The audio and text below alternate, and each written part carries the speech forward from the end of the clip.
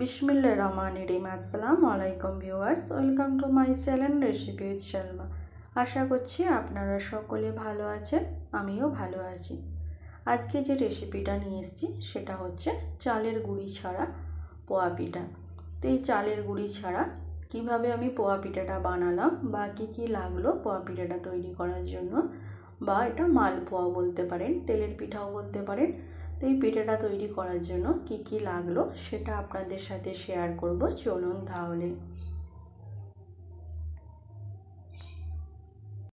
তাহলে কি লাগছে সেগুলো আপনাদের দেখাই। তো এখানে চালের গুঁড়ি ছাড়া পিঠে বানাবো, তো সেই জন্য এখানে আমি সুজি নিয়েছি। সুজি এখানে 1 কাপের মতো নিয়েছি। তো সুজিটা কোনো রকমভাবে মোটা সুজি নিইনি, পাতলা ছোট মিহি দানাওয়ালা সুজি নিয়েছি, প্যাকেটের সুজি নিয়েছি।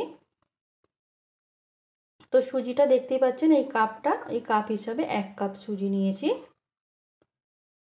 এরপর এখানে ময়দা নিয়েছি, ময়দাটাও এখানে 1 কাপ নিয়েছি। তো ময়দার সুজি সবসময় সবার বাড়িতে থাকে, তো এই পিঠেটা করার জন্য কোনো রকম প্রবলেম হবে না। চালের গুঁড়ি তো সবসময় বাড়িতে থাকে না, তো চালের গুঁড়ি ছাড়াই এই পিঠেটা বানাবো। এরপর এখানে 1 কাপ চিনি নিয়েছি, এটা বড় কাপের 1 কাপ চিনি। তাহলে এখানে আমি সুজি, চিনি আর ময়দা নিয়েছি। এই 3টে উপকরণ দিয়ে আজকে পিঠেটা বানাবো। পোয়া পিঠেও বলতে পারেন, তেলের ভাজা পিঠেও বলতে পারেন, মালপোয়াও বলতে পারেন। চলুন তাহলে কিভাবে রেডি করব সেগুলো আপনাদের দেখাচ্ছি। তার জন্য এখানে একটা বড় পাত্র নিয়েছি। এরপর এর মধ্যে প্রথমে সুজিটা দিয়ে দেবো। এরপর যে কাপেতে আমি সুজিটা নিয়েছি ওই কাপে 1/2 কাপ পানি নিয়ে নিয়েছি।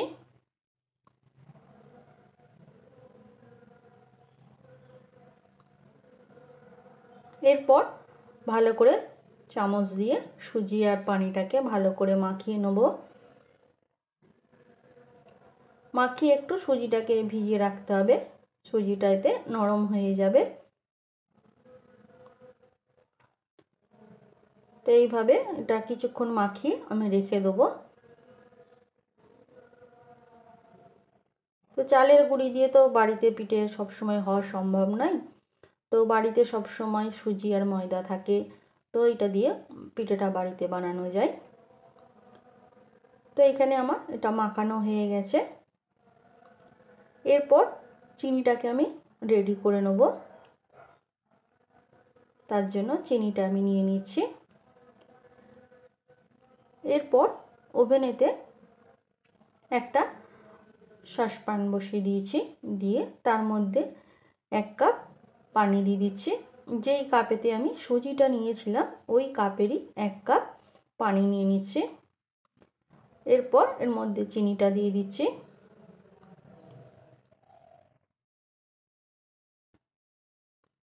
দিয়ে চিনিটাকে ভালো করে মেল্ট করে নেব। তো এখানে চিনিটা অনেকটা ক্যারামেলের মতন তৈরি করে নেব।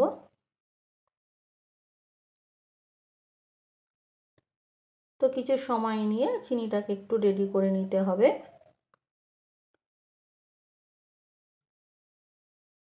তো এখানে চিনিটা পুরো পানির মধ্যে গলে গেছে, একটা ক্যারামেল তৈরি হয়েছে।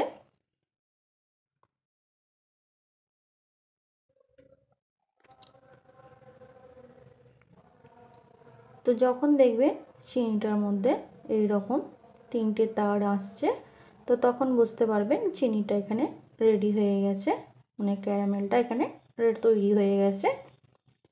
এরপর এটা একটু ঠান্ডা করে নেব। তো এটা বেশি ঠান্ডা করব না, অল্প করে একটু ঠান্ডা করে নেব। এরপর এখানে ফিরে এলাম, তো দেখতেই পাচ্ছেন ক্যারামেলটা এখানে হালকা ঠান্ডা করে নিয়েছি। এরপর সুজিটার মধ্যে ক্যারামেলটা প্রথমে অর্ধেকটা দেবো, তো একবারে দেবো না। এরপর এটাকে একটু ভালো করে সুজির মধ্যে মাখিয়ে নেব। তো সুজিতে দেখতেই পাচ্ছেন প্রথমে আমি 1/2 কাপ পানি দিয়ে সুজিটাকে ভিজিয়ে রেখেছিলাম। তো এখানে সুজি থেকে সব পানি টেনে নিয়েছে, কোনো রকমভাবে সুজিতে পানি নেই, সুজিটা একদম শুকনো মতন হয়ে গেছিলো। এরপর এখানে বাকি ক্যারামেলটাও দিয়ে দিচ্ছি।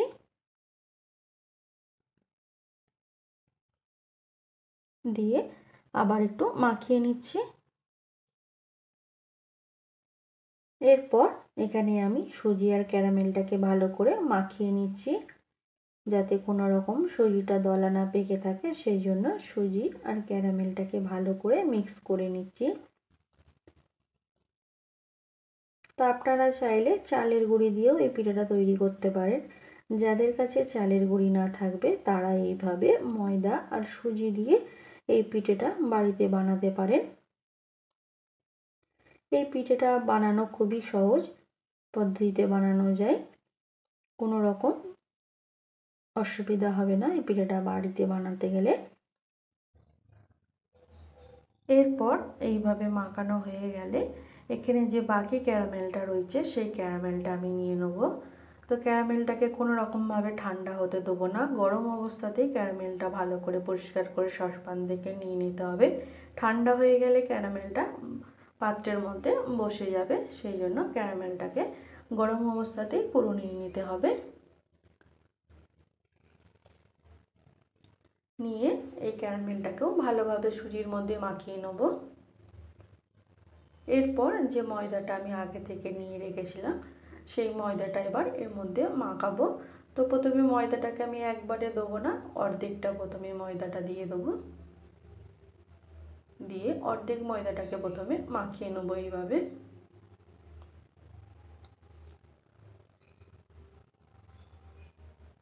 তো কখনোই একবারে ময়দা মাখাবেন না, তাহলে কি হবে, ময়দা সুজির মধ্যে দলা পাকিয়ে থাকবে, তাহলে তখন কি হবে, পিঠেগুলো ভালোভাবে ফুলবে না, জায়গায় জায়গায় পিঠে এগুলো কাঁচা রয়ে যাবে। তো এরপর বাকি যে ময়দাটা রয়েছে সেটাও এর মধ্যে আমি দিয়ে দিচ্ছি। দিয়ে সবগুলোকে এবার একসাথে মিশিয়ে মাখিয়ে নেবো, মিক্স করে নেবো।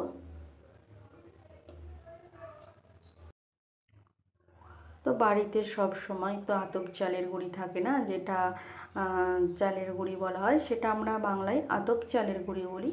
তো আতপ চালের গুঁড়ি তো সবসময় বাড়িতে থাকে না, কিন্তু ময়দা আর সুজি তো সবসময় বাড়িতে থাকে। তো আপনারা পারলে চেষ্টা করলে একবার এইভাবে বাড়িতেই সুজি আর ময়দা দিয়ে তেলের পিঠাও বলতে পারেন, মালপোয়াও বলতে পারেন, পোয়া পিঠাও বলতে পারেন, তৈরি করতে পারেন। কোনো রকম অসুবিধা ছাড়াই আপনারা অতি সহজেই বাড়িতে এই পিঠাটা বানাতে পারেন। তো এইভাবে এখানে আমি এটা মাখিয়ে নিলাম।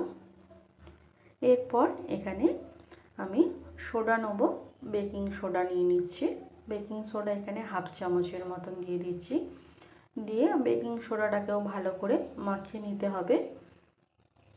তো বেকিং সোডাটা মাখিয়ে নেওয়ার পর এখানে ময়দা আর সুজির মিশ্রণটা একটু খানিকটা ফোলা ফোলা মতন হয়ে যাবে, বা পিঠেগুলো এখানে ফোলা ফোলা মতন হয়ে যাবে। তো এইভাবে সোডাটা মাখানো হয়ে যাবার পর এখানে আমি মৌরি নিয়ে নেব। তো মৌরিটা প্রায় হাফ চামচের মতো নিয়ে নেব। তো এখানে হাফ চামচের মতন আমি মৌরি নিয়ে নিচ্ছি। নিয়ে মৌরিটাকে ভালোভাবে এর মধ্যে মাখিয়ে নেব। তো এই মৌরিটা দেওয়ার ফলে পিঠের স্বাদটা খুব সুন্দর খেতে লাগবে, বা পিঠের ফ্লেভারটাও খুব ভালো লাগবে খেতে, মৌরির হালকা হালকা গন্ধ যখন লাগবে। এইভাবে আমি মাখিয়ে নিলাম। এরপর পিঠেগুলো আমি সেঁকে নেব। তার জন্য ওভেনেতে একটা কড়া বসিয়ে দিয়েছি, বা ছোট একটা প্যান বসিয়ে দিয়েছি। তার মধ্যে এখানে 250 থেকে 300 ml রিফাইন অয়েল দিয়ে দিয়েছি। দিয়ে রিফাইন অয়েলটাকে একটু ভালো করে গরম করে নিচ্ছি। রিফাইন অয়েলটা যখন গরম হয়ে আসছে তখন এর মধ্যে আমি পিঠাগুলো তৈরি করার জন্য দিয়ে দিচ্ছি। তো এখানে খুবই সাবধানে দিতে হবে, কোনো রকমভাবে গায়ে না তেল ছিটকা পড়ে, সেই জন্য খুবই সাবধানে পিঠাগুলো সেঁকতে হবে। তো এখানে আমি আরও কয়েকটা পিঠা তৈরি করতে দেবো, একসাথে 2-3টে করে তৈরি করে নেব।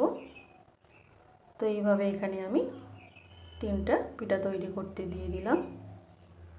তো এক পিঠটা যখন ভাজা হয়ে যাবে তখন আমি এটা আর একটা পিঠ উল্টে নেব। এইভাবে আমি উল্টে নেব সবগুলোই।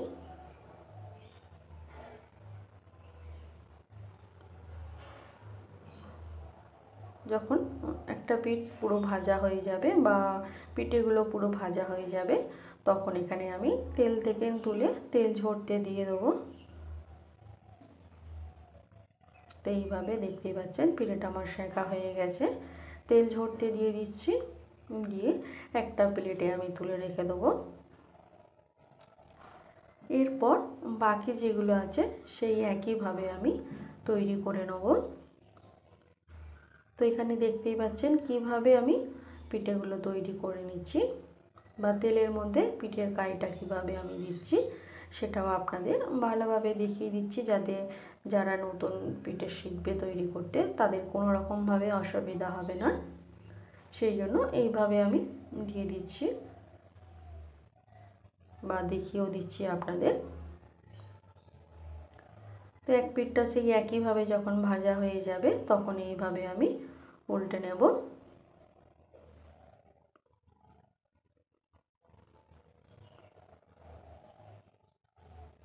তো আজকের ভিডিওটা কোনো রকম স্কিপ করবেন না, যারা দেখবেন ভিডিওটা পুরোপুরি দেখবেন, তাহলে বুঝতে পারবেন কিভাবে এই পিঠেটা তৈরি করা যায়। খুবই সহজেই বাড়িতে অল্প সময়ের মধ্যে এই পিঠেটা তৈরি করা যায়। তো এইভাবে যখন ভাজা হয়ে গেল এপিট ওপিট করে আমি তখন পিঠেগুলোকে এইভাবে এপিট ওপিট করে পিঠেগুলোকে ভেজে নিয়েছি। এরপর ভাজা হয়ে যেতে আমি তেল থেকে তুলে নিচ্ছি, নিয়ে তেল ঝরতে দিয়ে দেবো।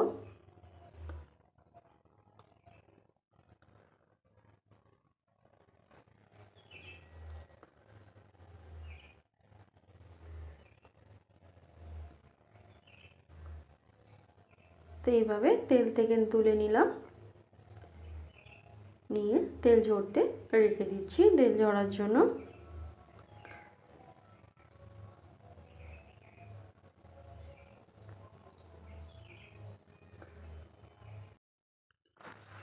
এরপর বাকি যে কাইটা রয়েছে পিঠা করার জন্য সেটাও আমি দিয়ে দিচ্ছি। তো আজকে ভিডিওটা কোনো রকম আমি আপনাদের কাছে স্কিপ করে দেখাচ্ছি না, পুরো যেভাবে পিঠেটা তৈরি করতে হয় সেই প্রসেসটাই আপনাদের দেখাচ্ছি। হয়তো ভিডিওটা একটু লম্বা হয়ে যাবে, তো আপনারা যারা ভিডিওটা দেখবেন কোনো রকম স্কিপ করবেন না, ভিডিওটা ভালোভাবে দেখবেন। তো এইভাবে এক পিঠটা যখন ভাজা হয়ে গেল তখন এটাও আমি আরেকটা পিঠ ভাজার জন্য উল্টে নিচ্ছি।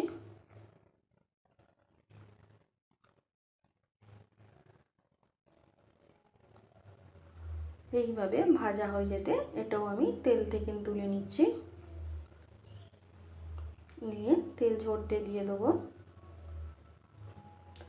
তেল ঝরে গেলে আমি এটা একটা প্লেটে সার্ভ করে নেব।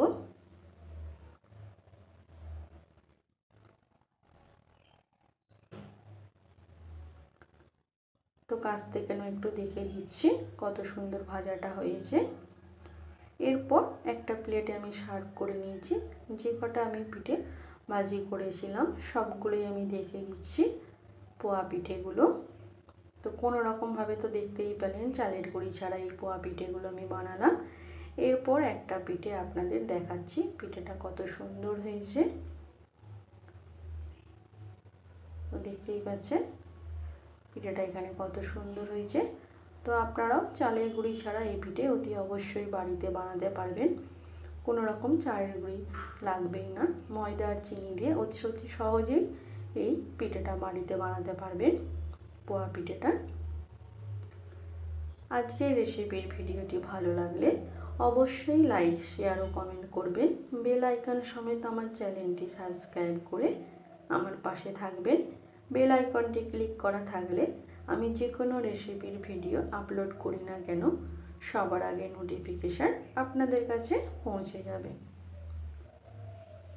তো সামনে থেকে বা কাছ থেকেও আপনাদের দেখিয়ে দিচ্ছি পিঠেটা কত সুন্দর হয়েছে। আপনারাও একবার এইভাবে অতি অবশ্যই বাড়িতে পোয়া পিঠে বা মালপোয়া বলতে পারেন বানাতে পারেন। আজকের ভিডিওটি ভালো লাগলে লাইক কমেন্ট শেয়ার করতে ভুলবেন না। Thanks for watching my video. আল্লাহ হাফেজ।